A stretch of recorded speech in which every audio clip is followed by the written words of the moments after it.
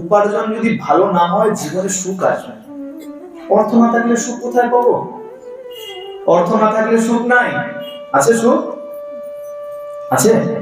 কি বলো বাবারা? আছে সুখ? মায়েরা আছে? শোনো, ভালো করে জানবে, অর্থ ভালোই পকেটে থাক আর না থাক, তোমার কর্ম যদি ভালো থাকে, তোমার থেকে সুখ আমার প্রাণ গোবিন্দ পর্যন্ত চিনবে। ভালো করে বিচার করো। বিলেত ফেরত ডাক্তার, বিলেত ফেরত ইঞ্জিনিয়ার, বিলেত ফেরত ব্যারিস্টার, কলকাতার বুকের কথা, বেশি দূরের কথাও বলছি না। তোমাদের রান্নাঘাটে খুঁজলেও হয়তো এরকম একটা দুটো পেয়ে যাবে। বিলেত থেকে পড়ালেখা করে ফিরেছে, খুব ভালো বসার জমিয়ে নিয়েছে, 2 মাস 4 মাস 6 মাস 1 বছর গেছে, খুব ভালো নাম হয়ে গেছে, আর তারপরে বাবা মাকে বৃদ্ধাশ্রমে রেখে গেছে। তোমার ছেলে এত টাকা আছে, তাহলে তোমার জীবনে কষ্ট কেন?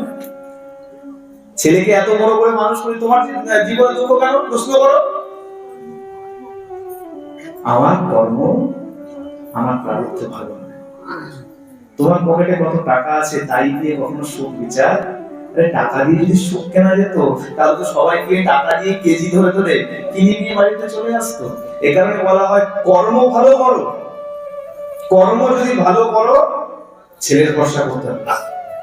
তাকিয়ে দেখো না, কত আমার ভ্যান চালক ভাইরা আছে, অটো চালক ভাইরা আছে, বাবা মাকে নিয়ে একসঙ্গে কত সুন্দর সুখে জীবন যাপন করছে। কি বলবে এখানে? টাকা কোথায়, পয়সা কোথায়, দিন আনে দিন খায় না।